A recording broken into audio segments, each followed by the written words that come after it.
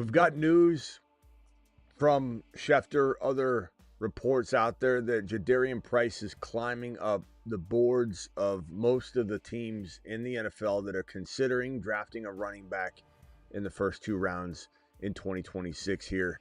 NFL draft upcoming. Tons of content this week and next week on the NFL draft, and you can bet your bottom dollar we're re-ranking all these positions. We're going to continue to hammer home all the rookie content we can in the next handful of weeks as we prepare for the 2026 NFL draft. Now, the report again today from Schefter that he expects Jadarian Price to be the second running back off the board. Where does that put him? Well, maybe the top of round two, maybe landing with a team that we are looking at potentially drafting Jeremiah Love. Just like last year, we thought a couple teams in that top 10 might go Genty, New England Patriots being one, and they passed on Genty and went Hendy in round two in the exact same territory that Jadarian Price could fall. He could go in the late first round, but there's a chance he's the second running back off the board on draft day in the second round. We're going to break down all the running backs. We're going to have to re-rank some of them based on the expectation of where they could land. This is the Graveyard Show. This is the Fantasy Football Show. The show that's live Monday through Friday at 8 p.m. Eastern every single Monday through Friday. The show that's live whenever news breaks. And the show that's live at midnight almost every single night. Yeah, that show, ladies and gentlemen, that show begins right now. You're watching a Graveyard Stream. live from the FantasyFootballShow.com studios. It's the Fantasy Football Show live Monday through Friday, 8 p.m. Eastern. Smitty is also live whenever news breaks. Live whenever news breaks, live Monday through Friday, 8 p.m. Eastern, live at midnight Eastern, which is this show right here. Almost every single night we're live at midnight Eastern.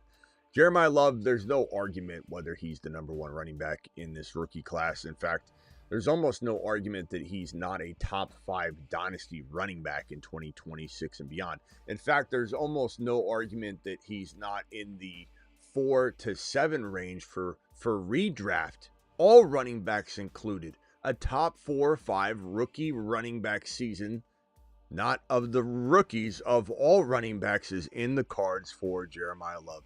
And before you cry and complain and get all upset as if your meatloaf's cold and your mom didn't warm it up in time for the show, and you're just whining and complaining and you're about to type it like a keyboard warrior, like a keyboard William warrior in the chat, Miss Smitty, Genty was very disappointing. I'm scared. I'm scared of MHJ. I'm scared of Genty. Isn't this the same thing? Stop looking backwards.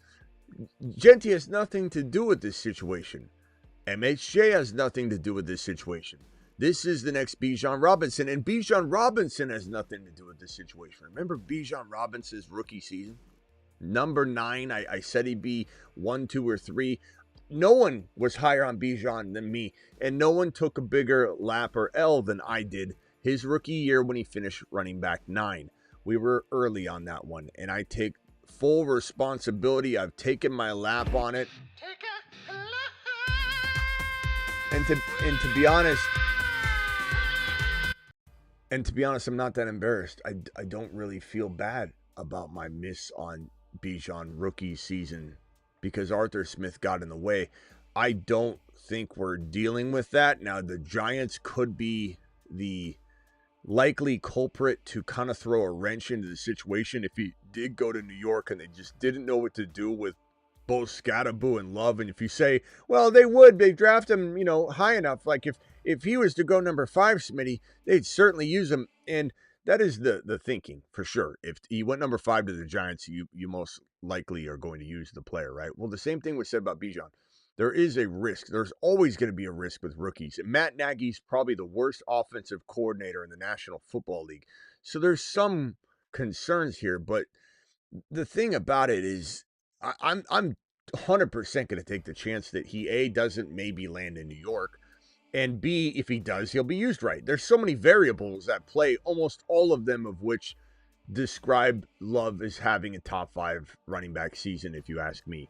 I am all in on Jeremiah Love. This is somebody that is going to have, in my opinion, a top 5 season as a rookie, but also be top 5 for the next 5, 6, 7 years. This is Bijan Robinson 2.0.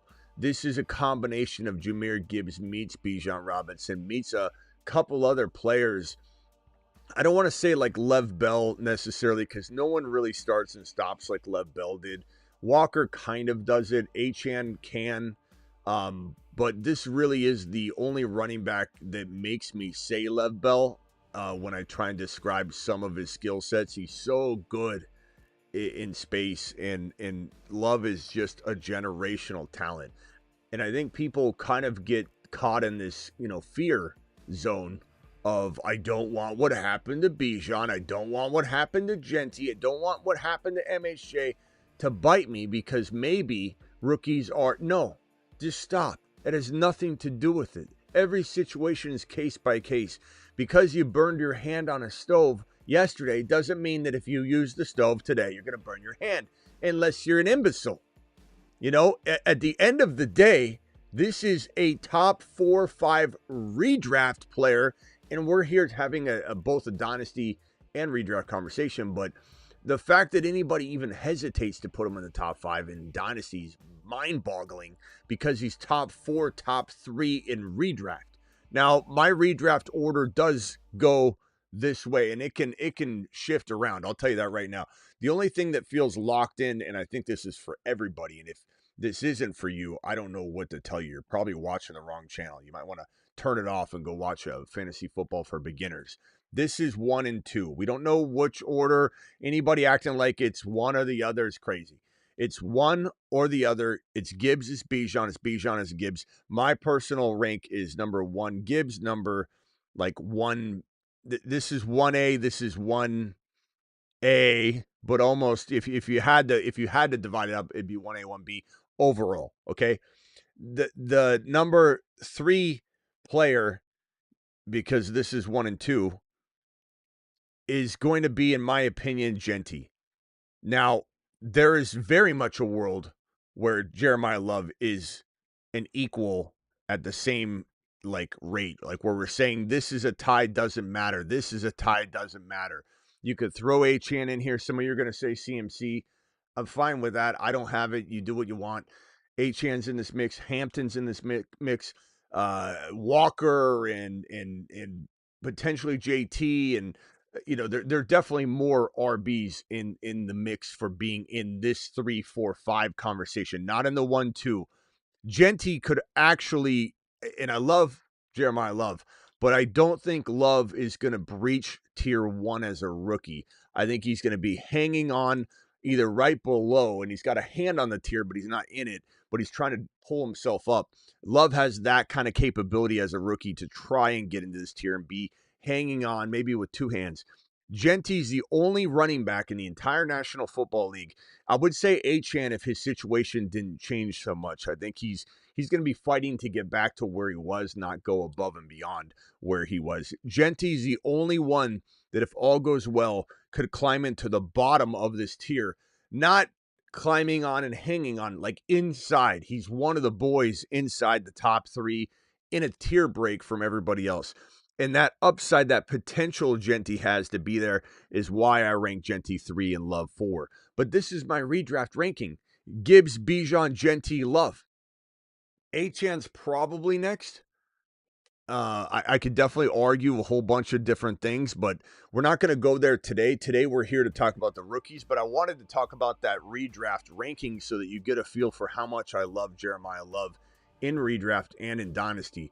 And everything you heard me just say about redraft, you can amplify times 1,000 for dynasty. Real quickly, let me just see if we have any super chats that are lingering and need immediate attention. Over on the Rumble side of the fence, I've got Laughing in the building, Aldi, Simi Valley, Hebrew Hammer is in the building. We got all the boys as usual. Appreciate every single one of you in the building. Let me head on over back to the YouTube channel and see who's dropping super chats. We got Brock dropping a super chat, says, I appreciate everything you do for us, brother. No one cares as much as you do. I appreciate that, my man. A standing ovation for you. Let's go. Mashed potatoes. What's this? Yeah, buddy. What's this right here in the corner? What's that? What's that perking out from the side there? Oh, it's a bird. It's a plane. Wait, no, it's a U-Ball backboard by U-Ball. So excited about this sponsorship. I have a video on my Instagram that shows it. I've got it in the studio right here. This thing is absolutely insane. And it's unbelievable. It's a full-size NBA rim. It's huge. It's crazy. And the backboard's obviously smaller. It's plexiglass. It stands up on a pole that you can make. You can get a full size one that goes 10 feet. You can get one that goes up to 8.5, which is this one right here. This is called the Light, the U-Ball Light. But very excited about U-Ball being on board this year. Love this thing. Love it. I love it kind of like Jeremiah Love. Like we love Jeremiah Love. Brock, thank you for that super chat. Appreciate you. And Mile High becoming a member. Appreciate you, Mile High, to the moon, pal. I smell meatloaf. You guys like that? Isn't that thing awesome? It's so huge. It's big. I don't know if I can keep it in here full time. It looks great in here. I don't know if I can maybe bolt it to the wall, but it's designed to be mobile. This is where you want to be that guy that no matter where you're at, you're with the boys and you run into two or three of them. Like, what do you guys want to do? I got 10 minutes until I got to meet, Maggie for the, to take her to the hair salon. And you say, hey, guess what? I've got a basketball hoop in my back seat. You want to play full size hoops for 10 minutes? Like, you want to be that guy? Tell him Smitty sent you. uballshop.com. uballshop.com. Absolutely love it. Brock became a member. Brock, appreciate you. Get the meatloaf ready. Ma, get that meatloaf warmed up. I smell meatloaf. And for Brock, thank you. Appreciate you. Okay, so Jeremiah Love, this report here coming from Schefter. We got two running back reports to go over. This one's Jadarian Price. We'll get to that one in a second. This one is for Jeremiah Love. The Jeremiah Love report from NFL Network's Cameron Wolf said that the Titans love. The Titans love to love Jeremiah Love. And I don't know about you, but I love that the Titans love to love Jeremiah Love. And I'm all about it. And that's where we want him to go. We don't want him in New York. The Titans would use him like LaDainian Tomlinson. That's the best way to liken this situation over in Tennessee. It's LaDainian Tomlinson. Not necessarily the production exactly the same, because I think they throw to Love. They make him more of a Bijan receiver and Kamara-like or McCaffrey-esque type workload, because that's what Love can be, the next Christian McCaffrey. That's probably a really good comp, to be honest, when you think about how good he could be. But the one thing I'll say is the Tennessee Titans, more so than like the Washington Commanders, will use Love in more of the ground and pound, 500, 600 receiving yards, 1,200, 1,300, 1,400 rushing, 1,500 some years. They're going to build their offense around Jeremiah Love, and it's going to be LaDainian Tomlinson usage. It's going to look very much like that. Just feature everything. This is it. It's about him. He's going to save Cam Ward. He's going to keep defenses honest. Cam Ward's good enough. They'll probably grab a receiver on top, having Wan'Dale Robinson, DK, the Tennessee wide receiver, and the boys. They'll be pretty good. They'll be pretty decent on offense, especially if Jeremiah Love's there. You think of Tennessee and Wan'Dale and Cam, and you're like, but you got to close your eyes and envision that offense that you just envisioned and dismissed and say, well, what about if Jeremiah Love's in the backfield? Then it changes how you perceive the Tennessee Titans. But the Titans are the place we want him to go. That's the LT volume. And it truly solidifies him in the top 3 or 4 redraft, and solidifies him in the top 3 or 4 or top, actually, strike that, top 1 to 3 in Dynasty if he's in Tennessee. If, in fact, we see Jeremiah Love go to Washington, which would be, some would say is as good or even better than the Tennessee landing spot if they used him right. And I'll Smitty approve that. I'll triple stamp, double stamp on that and say that I believe You've just been Smitty approved. Smitty approved, a gunner.com Smitty approval. I believe that if Washington drafted Love and they used him perfectly, which I don't know 100% that they would use him exactly the way that I would use him, then he could be better than he is in Tennessee. But there's a little more volatility given that the offense is based around JD5 and the Titans offense will be all about Jeremiah Love. There's a little bit of a part of me that thinks that it's still going to be more productive to be in Tennessee and be the focal point than to be in a much more elusive offense where defenses are completely worried about JD5 before they're worried about Love. But that's a really good spot. It's easily the second best spot. Again, arguably the first best spot, not number 3. It's 2 or 1. But you could totally make a case that Washington, if they used them right, would be better than Tennessee. These are the 2 landing spots. These are the only landing spots we want for Jeremiah Love. And they're the landing spots that make him a top 3 dynasty running back, top 1 to 3, and a top 4 to 5, top 3 to 5 redraft running back. If he goes to New York, I believe we have a little bit of a concern to get that exact value guaranteed. Assuming injury, you can't guarantee anything, but if injury were not to strike, New York is the one that still has roadblocks that are Matt Nagy, Cam Scattaboo, Jackson Dart, concussion protocols. All those things are a little bit neighbors, reckless play. It's hard to say, what it's going to look like. Changing regime the next year because they're going to get rid of Matt Nagy, bring someone else in, and that's going to be change for Dart, change for Neighbors, change for Love. Not that they can't handle it, but when I tell you 100% that the Giants are going to have a new offensive coordinator, maybe slightly new or very much new system in a calendar year from today, it's not the best news you've ever heard, right? If I tell you, hey, the Titans might be stable for 5, 6, 7, maybe the entire time Love's there, you're like, okay, that's pretty nice. Washington's likely to be stable, but the Giants will not because Nagy's not going to survive the winter. The winter is coming, and Matthew Nagy is going to nag his way out of this situation.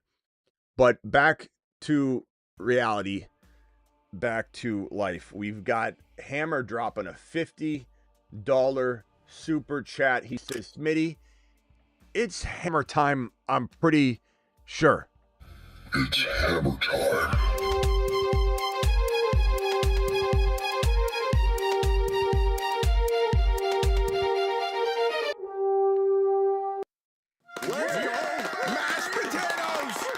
Hammer in the building tonight, ladies and gentlemen. Hammer says the following.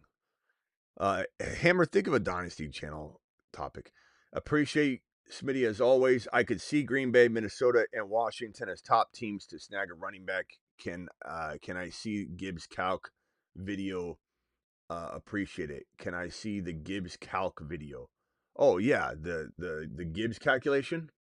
But the continuum of the gigawatt component structure of Jahmyr Gibbs's workload divide has a megawatt offload that if you compartmentalize the component conjunction timekeeper and you flux capacitor out the continuum component megabolt, things just end up happening. And that's why Jahmyr Gibbs is a top 5 to 10 running back instead of top 6 to 10.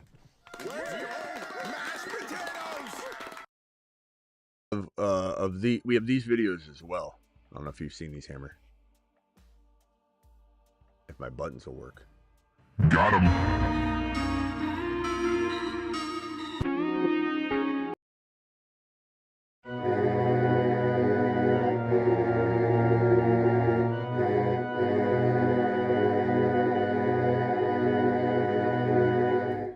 King Gibbs, baby.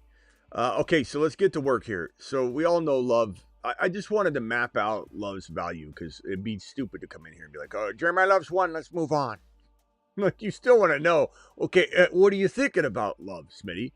I had a couple people tell me, like, Smitty, can you do a rookie running back show? Because a lot of the shows out there are just saying, here's our rankings, Love's one, not much to say about this, let's go to 2. I mean, there's still a very important part of this where you need to know where to take him. You need to know what we're thinking. You need to know how good he's going to be. And some of that can change based on landing spots. So I think we covered that pretty well. The news report here from Schefter, NFL Network's, Ian Rappaport, said that it feels, this is his opinion based on a lot of different things, so take it for what it is, and it's likely to change, It feels likely that Notre Dame running back Jadarian Price, who, by the way, played with Jeremiah Love. If anybody's not, they're not versed in this, it's not your fault. Some people wait for this channel to break it all down, or some people wait till the draft and then they start looking at the rookies. But these two played on the same team. So if you didn't know, and Jadarian Price was held back greatly because of that very reason. It's not his fault. You look at Jadarian Price's profile here, top 10 to 15 overall running back ceiling if he's in the right spot. Receiving skills are good to great. The only reason why they're not great and they're graded good here is because he had such little work, but he didn't drop a football. I don't think he dropped a football his entire college. I don't think he's dropped anything. But look how productive he is. And if you watch all 6 of his receptions, you're like, geez, this guy's really, really good. His hands are surefire. So I think this could be great instead of good. Now, he didn't have a lot of pass protection opportunities, right? I wouldn't say he's bad at pass protection. You know, some people say, oh, he's small. He's not small. He's not small at all. I don't care if he comes in at 205 or whatever he might have weighed. I might need to move this because it might have been 205, but he's also trying to run, you know, look strong, look fit. There's a lot of reasons why his weight could fluctuate too during the combine. Some guys drop weight to get their 40 time. Some people gain weight to try and look a little bigger. But this man caught 6 balls for 87 yards and 2 touchdowns. 6 catches, 2 touchdowns is a very important detail. He's catching 2 out of every 6 our scores. He's just unbelievable. And 11 touchdowns on the ground on 113 attempts. 6 yards a carry, 11 touchdowns, 13 total touchdowns on mother freaking less than 120 touches. 13 touchdowns and less than 120 touches. You can blame the workload thing on him all you want, hold it against him. He's never done it, you know. But you could also look back to Damian Harris and Josh Jacobs, who had the same scenario. Judkins and Henderson in a way. And none of that affects me. I look at the player and I say, this is a guy that does feel like he could be Josh Jacobs in that he didn't have, you know, you had a split workload. And he comes in and you're not sure what he can do. You're not sure if he can handle it all. This guy's built to handle it. He's got the frame that makes me overlook that concern of, oh, he hasn't done it before because he's only had 674 yards, Smitty. And you go over to real quickly to Jeremiah Love's profile just because we didn't touch on it. And you just see a monster, top 5 running back ceiling, elite receiving skills, situation TBA. This is a 6 foot, 210-ish pound player. Rookie running back rank 1, of course. 1372, 18 touchdowns, 6.9 a pop, 27 receptions, 280 and 3 touchdowns. Just a longer track record than that, but just an amazing RB. I just want to throw his profile up. But Jadarian Price is a stud. He's a dog. And the reason why I put him 2, and I'll put him 2 now, is because the teams are putting him 2. And we've talked about this before, that it's not that you're taking a player because other teams like him, or it's not like somebody can't rise above like Jonah Coleman, who I'm going to put 3 or 4. Let me spoil it. There's still a lot to go into it. Like Jonah Coleman and Jadarian Price are so close in value for me that it really is going to be a situation that determines things. And if he's the 2nd ranked running back and a team that's going to take one early enough, top of round 2, maybe some whispers of bottom of round 1, but probably top of round 2, that team wasting a pick on the 2nd best running back, I don't say wasting, but they're going to need him. They're going to use him. And then we get back, we circle back. Now, not every team has their same pick in the 2nd round and duplicating it. There have been trades, but in general, you just look at a lot of these teams that are in dire need of an RB. And the only concerning spot for me would be the Cincinnati Bengals spot, because I don't want Chase Brown to be threatened. Washington would be very intriguing if they were to. Let me go find the NFL 2nd round, 2026 NFL 2nd round order, and put that up on screen so that we can discuss it. And let's put it up on screen here. Boom, boom, boom. Here we go. We got the Raiders. Now, the Raiders do want, Kubiak said he wants to run a 2 running back system. There is a possibility that they take a Jadarian Price or somebody, Jonah Coleman, at the 2.1 top of the second round. Here are the picks that go in round number 2. The Jets are drafting 2. The Cardinals are drafting 3. The Cardinals are a team that's been rumored to want Jeremiah Love, and a high-ranking decision maker in Arizona is still pushing very hard, according to reports, to draft Jeremiah Love. Titans, if they pass on Jeremiah Love, then they'll be open for RB here. Giants very much want to draft Jeremiah Love. If they pass, then Jadarian Price or Jonah Coleman. So you're seeing a lot of repetition here, right, from the first round. Conversation being had about the second round running backs. And this is the same thing I told you earlier on, where Genty was expected to maybe go to these teams at the top, 1, 2, 3, 4, 5, 6. And he ended up going to the team. Well, he ended up going Hendy ended up going to the team we projected in New England to maybe grab Genty. So you can see that same thing apply here. Washington wants to go Love. They don't get him. Either he goes before in the first round right here. Either he goes to Tennessee here, and then the Commanders say, well, in the second round, we'll go ahead and take Jadarian Price. But my point being is this second round here that I'm going to put over first round right now. The second round has a lot of opportunities that are just repeating themselves from the previous round. So anybody saying, well, I'm a little bit worried about Cam Scatterboo, you better be worried about him times 2, because you're going to see the same thing repeat here. If you're worried about Tyler Algier, you got to worry about it again. You're worried about Genty getting any sort of competition, you're going to have to worry about it every time that they're on the clock. The Saints, they got ETN. I don't think they're going to go near it. Washington, I do think Washington, Tennessee, and you never know about KC, but Cincinnati's a threat. But Washington, Tennessee, and New York, I think at least 2 of these teams will have a running back by the end of round 2. So we'll see what ends up happening. But let's go back to the board over here and just quickly go through these RBs. I'll probably open up the phone lines and discuss with you guys the 5, 6, 7, 8, 9. We'll just go through probably 3 or 4 here and then open up the phone lines as I start to work through it. Because honestly, I haven't scripted any of this. I'm just going through the motions of re-ranking these. It's a healthy way to do it because you watch me kind of go through and unravel my feelings and projections that have news implications, and I haven't done it yet. And I hate when people have something set in stone.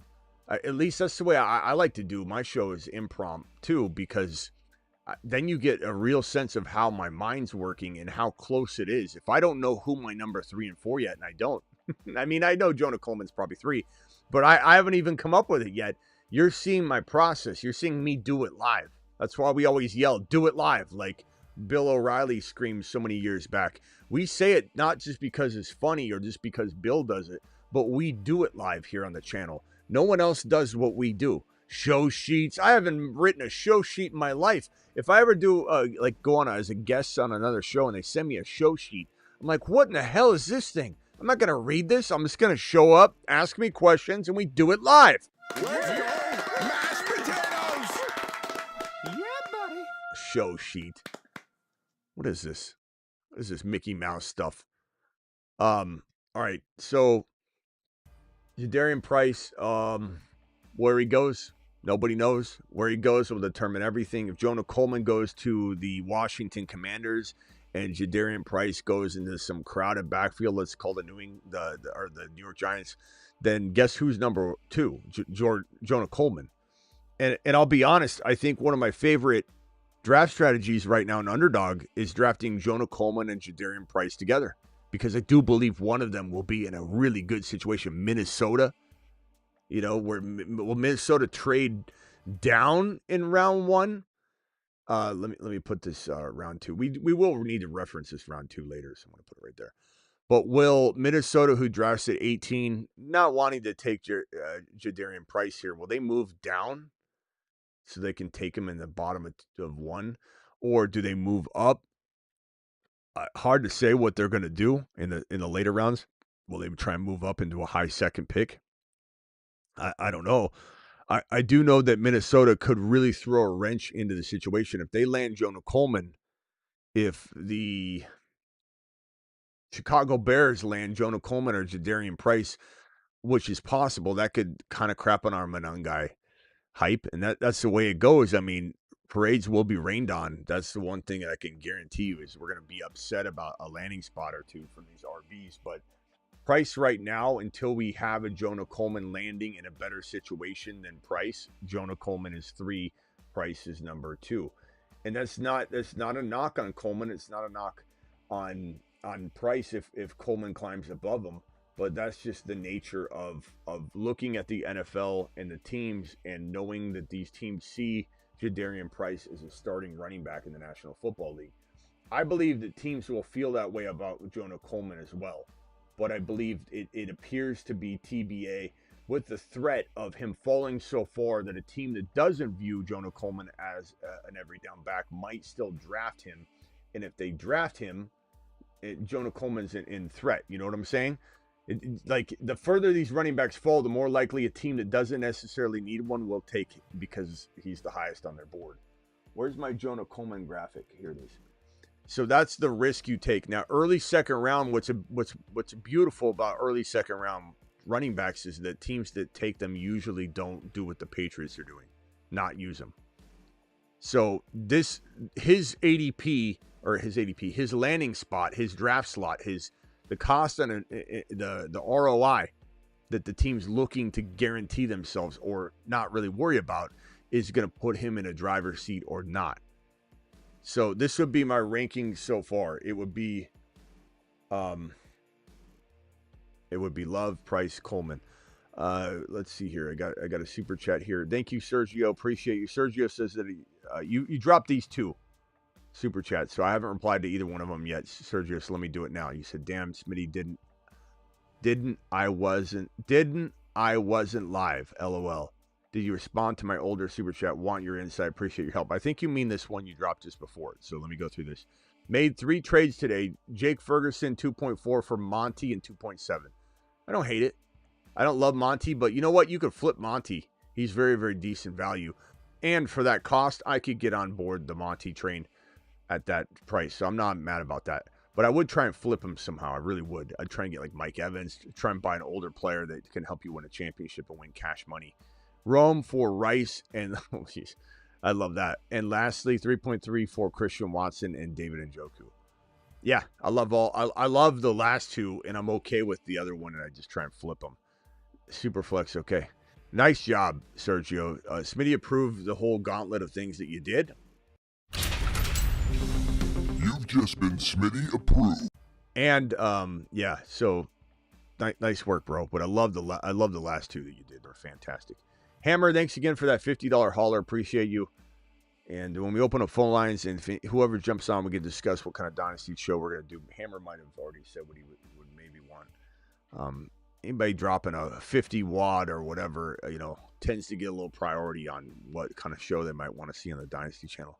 Sergio, thank you for dropping the Double super chats. Hopefully that answered your question. Let me know if there was another one that I missed or if you're talking about a different super chat. But appreciate you, Sergio, dropping the fire. So let's close this one. These are my top 3 RBs, rookie RBs. If we're doing fresh, rookie RB rankings. Number 4, and we might open up the phone lines after this. Number 4. And if you go to thefantasyfootballshow.com, this is my content site, thefantasyfootballshow.com. You can take a look. I really like Emmett Johnson. I don't know. Something's off on my rookie rankings. If anybody's looking at it right now, there's something wrong.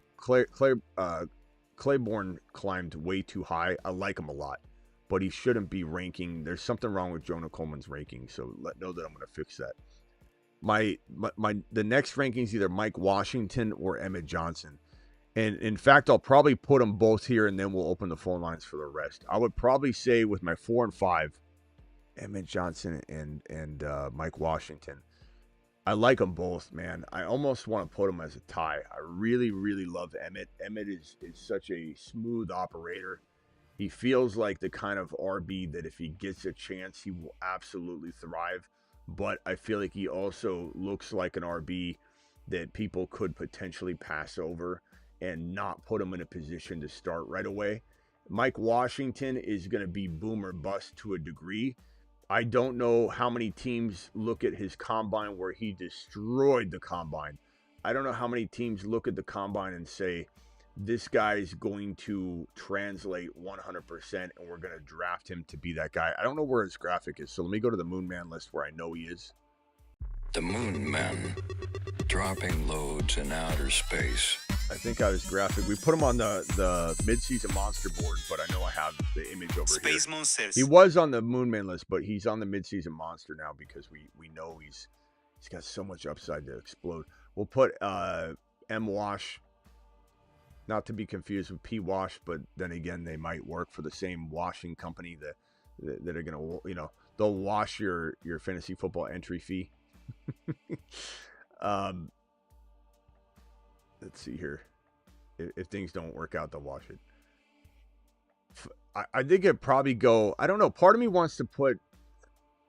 Okay, let me just say this. If a team drafts Emmett Johnson as a starter, like Minnesota, then he goes to number 2. You know, if Washington gets drafted to Minnesota to be the starter, he goes to number 2.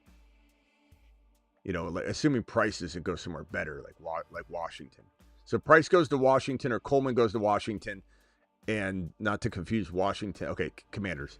Price goes to the Commanders or Coleman goes to the Commanders, then Mike Washington in Minnesota might not climb Price or Coleman. But if they go to mediocre spots and Mike Washington goes to Minnesota or Washington, he goes to the number 2 spot. If Emmett Johnson goes to the Commanders, he goes to the number 2 spot. So this very, very important. People understand that this has everything to do with landing spot once we get past Love. And I know it's such a cop-out sounding, you know, take, but we'd be stupid to sit here and act like the talent is going to win out if the spot is not available. It is so hard to predict the way that this class is being looked at and the representation of it falling on these guys, Singleton, who we don't even know what teams are fully thinking across the board. But at least you know that I feel confident, uber confident in these 5 individuals.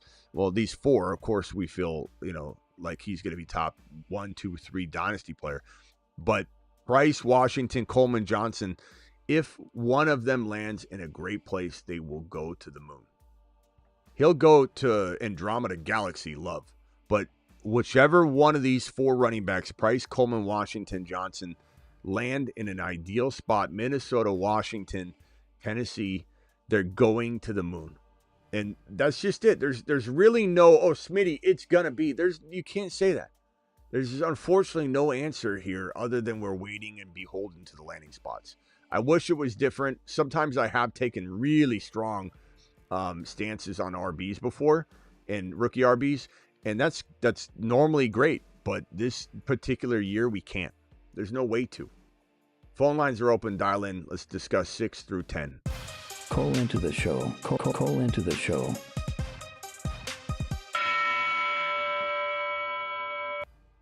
6 through 10. And on that note, the next running back that would be available, I think, to throw on the board, for me at least, would be, I mean, you have Singleton, you got Claiborne, you have Katron Allen, you got Seth McGowan. Those are all pretty solid names.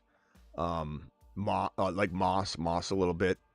So those are all really good names. The problem with names past that, just to let everybody know people that want to find that sleeper, you know, like, what about so-and-so? You'll be sorry you doubted this guy. The landing spot's king.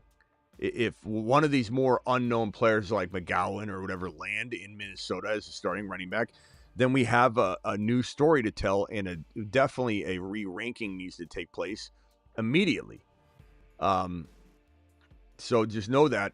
But the next man up for me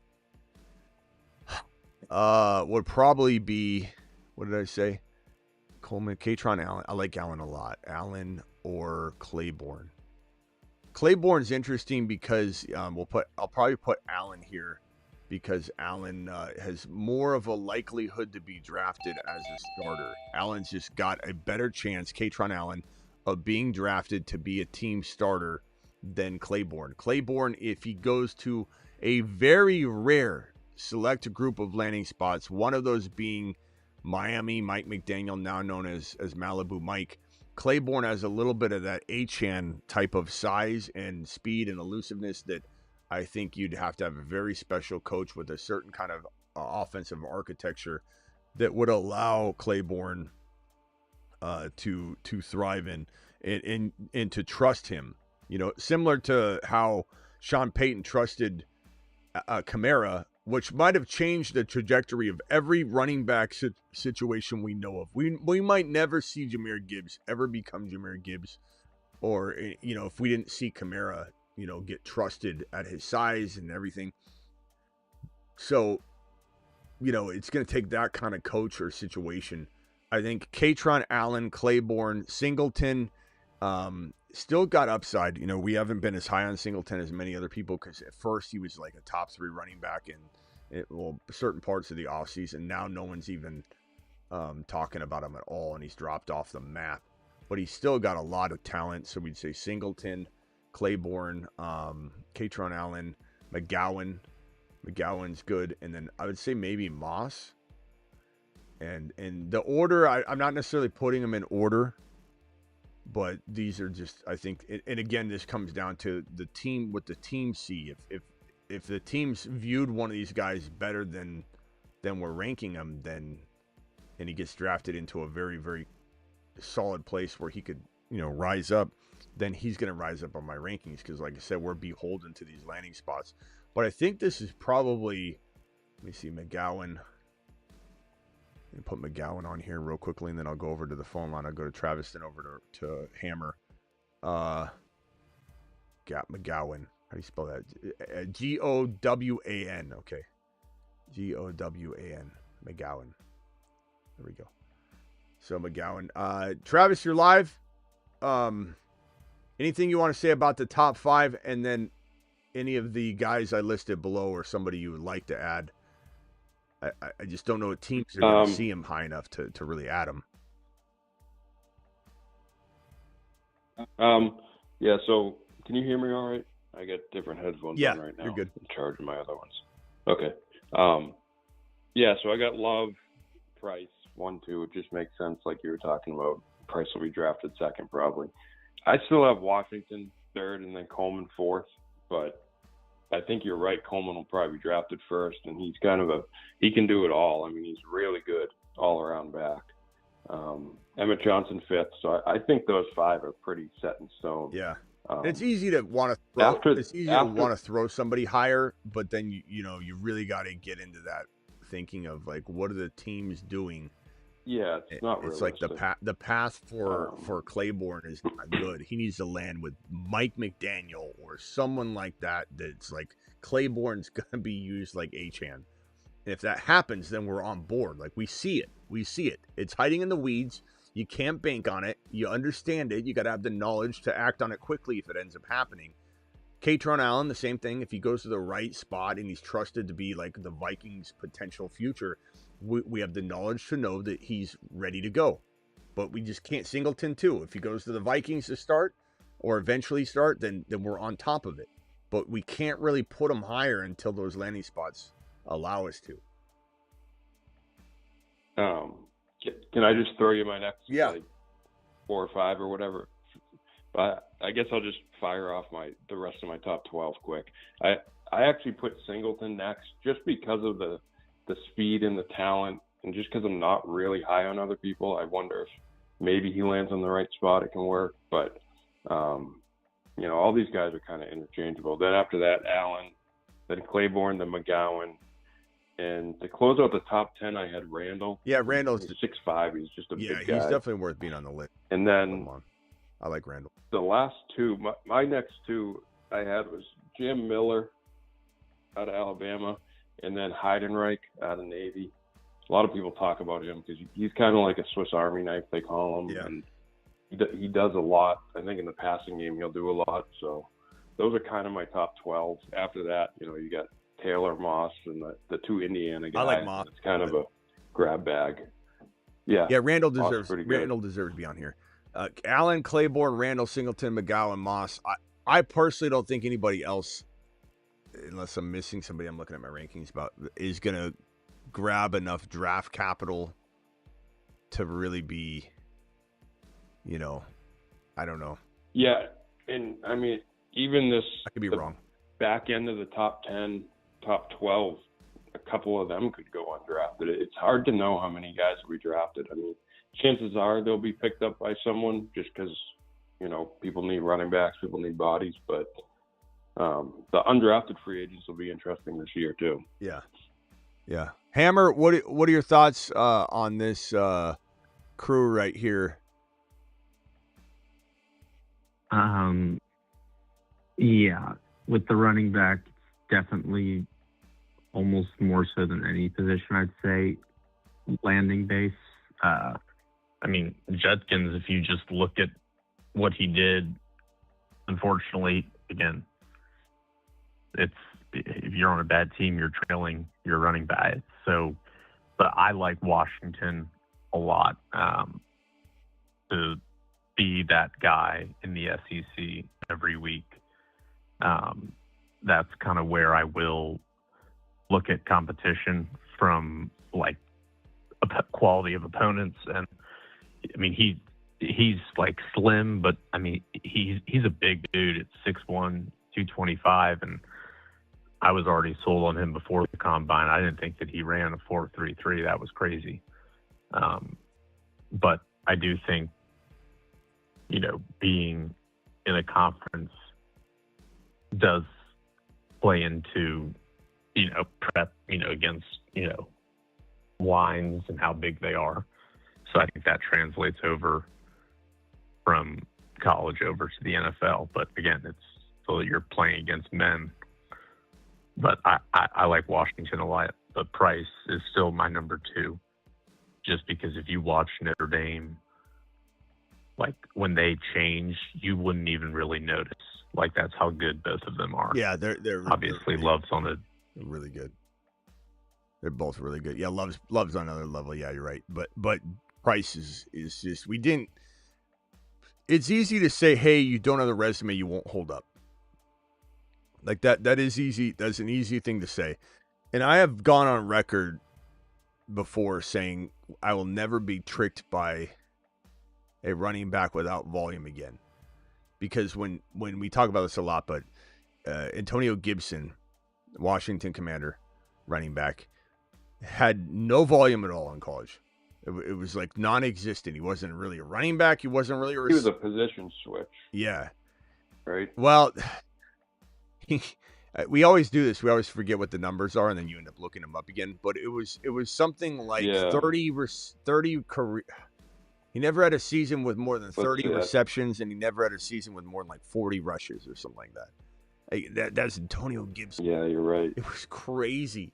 And he gets what is it? You always find the numbers. So 2 years there, he had a total of, his last year at Memphis, he had 38 receptions, 735 yards, 8 touchdowns.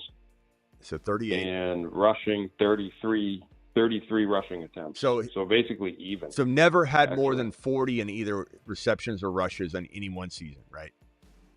And this team, he had 33 total rushing attempts and 44 total receptions. And the Redskins at the time, they drafted him to be their starter, and he looked unbelievable as a rookie. Unbelievable. And so much so that we drafted him inside the top, I want to say like 8 overall that year as a fantasy football, populace. And everyone loved him. He's first rounder. He's a first rounder his sophomore year. And he crapped the bed hardcore. Just royally diarrheaed the bed. And that was where it's like, look, like, here's the problem. If you don't have a resume and you haven't carried the football, it is very, very hard to become a running back. And it's almost like, I mean, it's like being a machine worker or something, in a warehouse where you're on your feet for 8 hours a day and you're literally like hammering something with a hammer or something. Your hands are gonna break. You're not prepared for it. It doesn't matter if you're a bodybuilder and you go in there and you're lifting weights all day, you will break. if you're not a running back, you're not equipped to be a 200 plus carry rusher. You'll break. You just don't have the build for it. You were never meant to do it. It is. So the one thing that concerns me about Jadarian Price is I'm almost breaking my rule, and I'm going to be so mad at myself if I come back here and say we knew it. We knew it. 113 attempts though is kind of borderline where I think maybe he did. I don't think so. Well, no, I think actually Price is an exception because of his build, and you can also go less tread. That's what I'm trying to get to. Yeah, what I was going to say is when it's borderline 113 enough carries to say, yeah, you know what? I think I'm not as worried about like the 40 carries was insane. I'll never, ever, ever allow myself to believe in a running back that has 40 rushing attempts as his biggest season. That was just stupidity on all of our parts because he wouldn't hold up. I think 113 carries in. Travis, can you look up if he had more the season prior? I forget. But yep. If he ever had a season more than that. But 113 carries is borderline past the point where I think you can really say he can do it. What do you have? In 2024, he had 120 carries for 746 yards, 6.2 a carry. I think to what Hammer was just saying, I think this is the one thing that makes me feel like I'm gonna give it a pass because that's still a lot of work. And the other thing that makes him really, really intriguing is that he held up. He was still returning punts and kickoffs and everything. He's a great returner. That worries me that the team that brings him in is gonna make him a returner though. And then but he is such a good player that was so versatile and still all over the field. Even though he only got 113 attempts, he was getting hit by returning kicks. So, like, I think he is the exception to the rule is what I was trying to say, Hammer, before you said that. Is he does feel like I don't have to use I'm never going to do this and I'm going to take it back. I don't think it applies here, even though someone might call it out. That's kind of why I was saying is it because I have said this before and I'm just making a distinction that I think is all of his volume sum total together, it almost feels like a 200 carry type of player. But go ahead, Hammer. You can keep saying what you're saying. I just wanted to finish that because that's where I was headed. But yeah, no, I mean he was like again, just watching like Notre Dame play to quite literally go from a player of love to when they rotate to like the offense not miss a beat. Like that says a lot. And then for the rest of them, I mean, I guess it's preference, but I'm probably going to go with the talent and then competition. So, I mean, if you're playing the SEC or Big Ten, that's a little biased, but, I'm not going to go with some small school. Yeah. Teach, are you still here? Let me know if you're still here. I'm so sorry about making you wait on this one. Teach, let me know if you're still here. Dynasty Superflex, 3 wide receiver, 2 flexes, Love or Judkins, Fannin, and late 27 first. Love. I understand how good Fannin is. I get you didn't say tight end premium, but I don't. Late 27 first. I don't care. Everyone acts like he could probably get a Stowers with that late 27 or 27. I'm sorry. He'll be able to get something good with it. No, he's getting Love.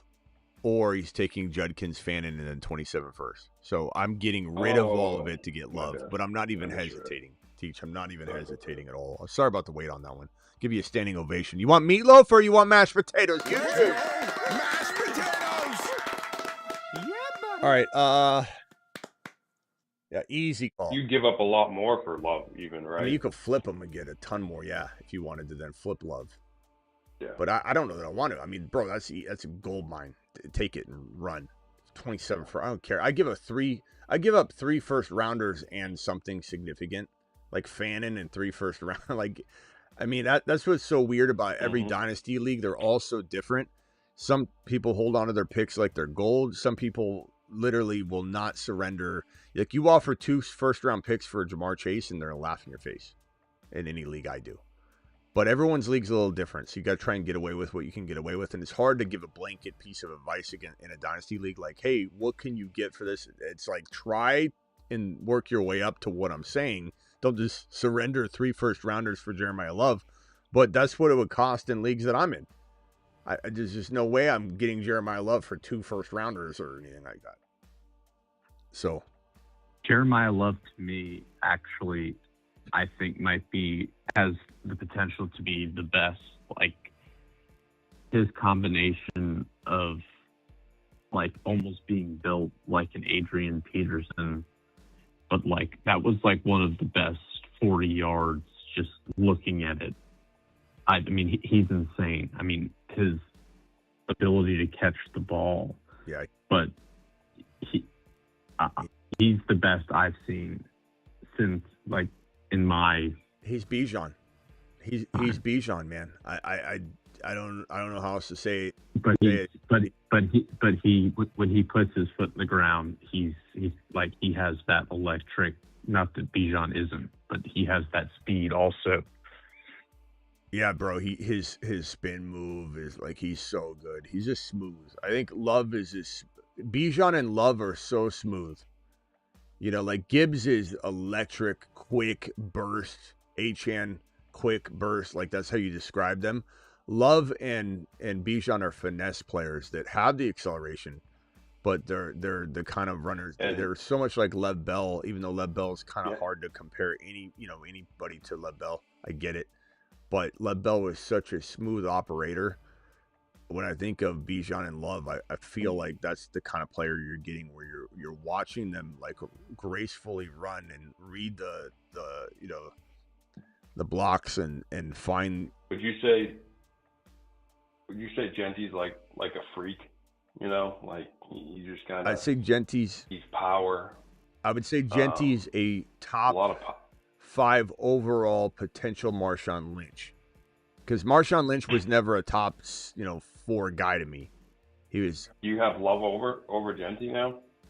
No, as I you probably missed the beginning of the show. I did a whole breakdown. No, I saw the beginning, but I'm just trying to. Yeah, no. So how you're I've kind of put my arms all over and erased it, but I said that I have Genty number 3 on this board still written, except for what I smeared off. Genty still 3 for me. Gibbs, Bijan 1, 2, whatever order people want. Tier break. I said Love for 2026 as a rookie. Probably going to be hard for him to get into the Bijan Gibbs tier and be standing upright. Right. He'll be climbing on and, coming out of the rookie year, like literally he's got one leg up and he'll get into it for sure. But he probably won't, in my opinion, won't finish inside the tier. Genty's outside of the tier as well. But I think of the two in 2026, at least, Genty's got the ability to actually climb into it and finish in it. But that doesn't mean that Love 2 years from now isn't above all of them. I mean, it's certainly possible that he's that good. So from a dynasty perspective, these guys are interchangeable.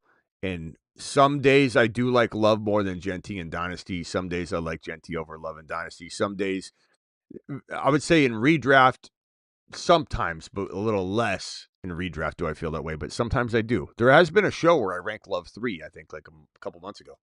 So I do waver a little bit, and that's natural, and nobody should think that's flip-flopping. That's just the wind blows, strong and shifts you in one direction. But I would say that Genty feels like Genty doesn't play like Love, Bijan, and Gibbs. He plays like Marshawn Lynch. Well, that's what I'm getting at. Yeah. But I don't want to say Marshawn Lynch and then people say, oh, well, Lynch was never as good. I'm not saying he's capped at what Lynch did for a career, but when you watch Lynch play, he just bulldozed over people. But Genty's got the receiving skills that are as good as any of these guys. I think Love has the chance to be the best receiver of the group, but Genty, if used properly, could easily be right there with him. But Love is Love, and that's why I kind of called him a freak. Yeah, Bijan and Love are the best receivers. Just so naturally talented. Let me rephrase that. Love can be the best receiver in the group, tied with Bijan. Because I think Bijan's he's so gifted at catching the football. But Love is has the potential to be just as good. It could be Bijan, Love, Genty, top 3 receiving backs in the league. I mean, Gibbs obviously too, but Gibbs is also. Yeah, Genty. Would you say he has like the Marshawn Lynch? I definitely see with the power in his running game, and would you say he's got a little Kenneth Walker in him too, with like just his ability to change direction and stuff, or like what would you comp? I mean, he's a hard guy to comp, I think, because he is such a freak. It's almost like he's just naturally gifted. I don't think I'd say Kenneth Walker, because Kenneth Walker feels a little bit like in that Love type of. I don't want to say Love and Kenneth Walker in the same sentence, because I think Love's gonna be that much better. But I'm trying to think of a running back. I think James Cook kind of comes to mind for like Genty's. Like James Cook is not somebody that is going to be smooth like Love or Bijan, but he could still change directions. But it's like a rough, like stop start, like, and like Genty's that way. Genty's not finesse changing directions. He's like a truck barreling over the median and going in the other direction. The best example of him changing directions might be Barkley. Maybe Barkley and Genty. Okay. Yeah. Because Barkley could change directions, like but that. it's like a bruising changing of directions. It's not he's taking guys and throwing them and then going the other direction. That's the way I feel of Genty. Love and Bijan are trying to, like, it's almost like they're playing flag football. They're like almost trying to get untouched as they're changing directions. It's just very different. Or Henry, you could say Genty and Henry in a way. The way Henry changes directions, it's just plodding around and just throwing guys left and right. Genty just truck sticks people. And it makes sense because Love and Bijan, they literally could be receivers, just like CMC could be a slot receiver. They could run a full route tree out of the slot. And Genty's is more like, hey, throw it to him. Kind of what I've always wanted on Derrick Henry. Like someone made a ridiculous, very ridiculous comment on one of my videos saying, like when I said Derrick Henry could be one of the best receiving backs to play in the last 10 years. And the guy's like, he's not good in space or whatever. I forget what he said. He was just ripping on my take.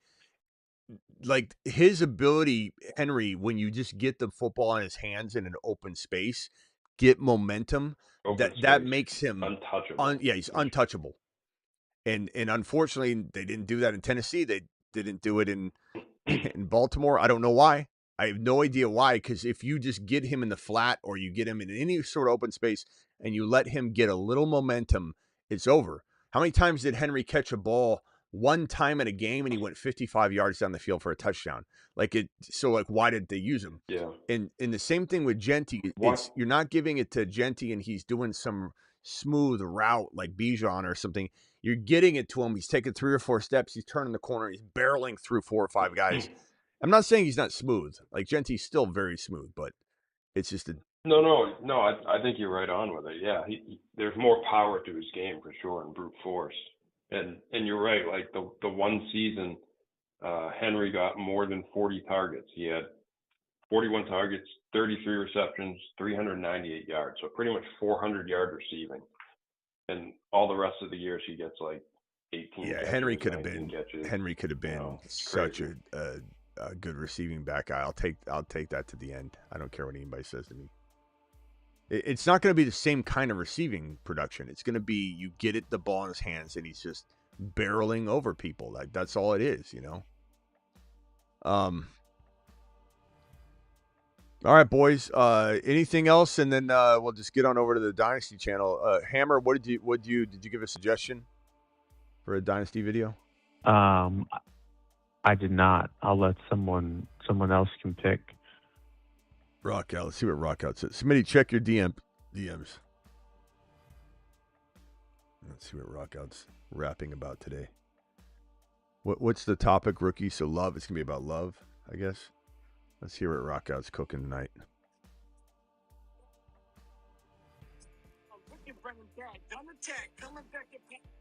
I will say though the game when Detroit just got routed by Philadelphia, when Gibbs pretty much they just started to just line him up at receiver only, and he had 13 catches. That was insane. Yeah. All right, hold on one second, Hammer. Let's Rockouts, he's rapping here. Hold on. I've been going wicked running back. Don't attack. Coming back to beat the pack. Keep going like a real. You'll get the kill. Till I get up in your grill. Rock out. Oh, rock out. All right. All right. Dynasty. I hate to just like recycle topics, but sometimes it's fun to piggyback off of the main show. But I don't know if people enjoy that. If we I mean, we could piggyback off it. We could have. I don't know if it's too early for you. Have we done like a mock top 10, like your top 10 picks, like if you were drafting a rookie mock? yet? Yeah, let's do a rookie mock. That's a good idea. Rookie mock. All right. And real quick, Caps is trying to get the 1.01. He's got it in the comments, but he said he was thinking of. He said, I know I'm going to get rejected, but I offered Kyron, I'm guessing Devontae Adams, and Higgins from Texas for the 1.01. Kyron, say it again. Say it again. You're not going to get that. Say it again. Kyron, Devontae Adams, and Higgins. What's his first name? Why can't I think of it? Jaden Higgins. Okay. So Jaden. Kyron Williams, Devontae Adams for the 1.1. I don't care about Jaden Higgins. Kyron Williams and Devontae Adams for the 1.1. I'd take the 1.1 in a heartbeat. Over Kyron and Devontae Adams? Well, and so he's going to have to give more. He's asking, would you switch out Achane and put in Kyron? Achane? No. I mean, I get. He's not going to get it done. This offer. I hate these when. No offense, Cap. I hate these when we change it out because, like, if you would have just flat out asked me, who do you like better, Love or Achane? He's trying to make an offer. Right. But what I'm saying is, if he just came to me and said, Love or Achane, I'd say Love. And then if you said, okay, well, what if you threw in Devontae Adams with Achane? Is that too much to get Love? And then I'd go, let's see here. But when you say to me, Devontae Adams and Kyron, and I'm like, yes, and I'm licking my chops. And then now all of a sudden we switch it for Achane. It's like I can't even get in that headspace because I'm already amped up about this. It's like, it's like you're talking about two different things. So. It's hard to get back into it. Well, that was never on the table. He's trying to make an offer. Yeah. So I don't know. I think he's just going through the thought process. I mean, at the end of the day, it depends on if you're going to win now with Adams and Achane.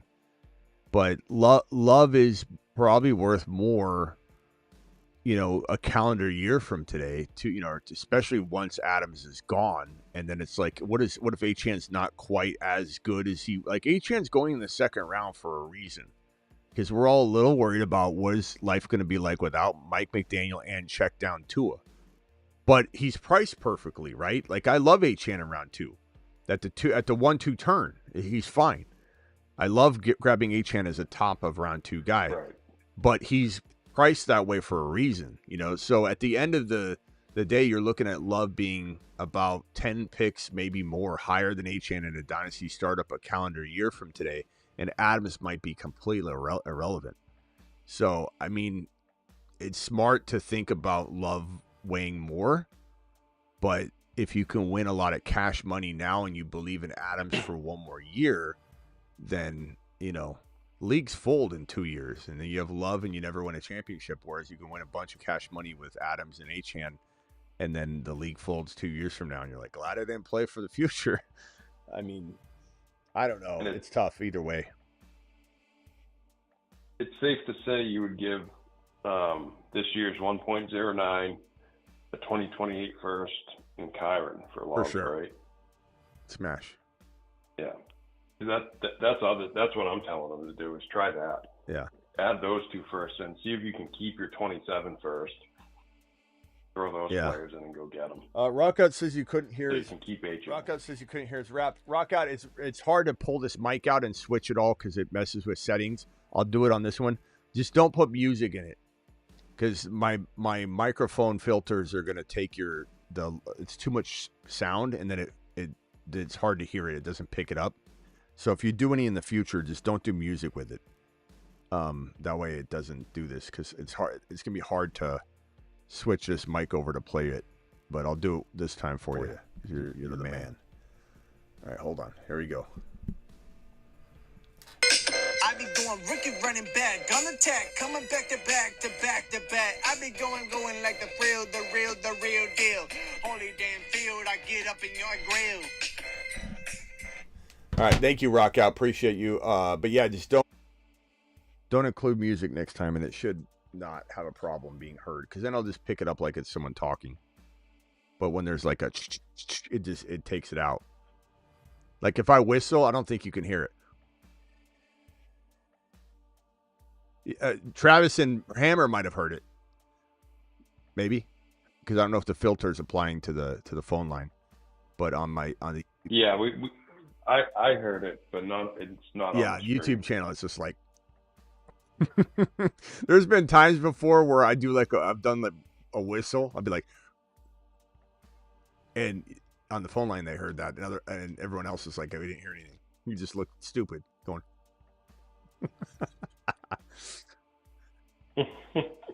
All right. See you guys on the Dynasty channel in 5 minutes. We're doing rookie. I appreciate it. Yeah, call back Hammer if you want. All right, later, guys. All right, bye. All right, we're gonna go Dynasty rookie mock draft 1.0. I don't think we've done one yet. All right, it sounded good on YouTube. I don't think you heard me whistle, see me, because I looked at the audio and it didn't show anything. All right, see you all in 5 minutes.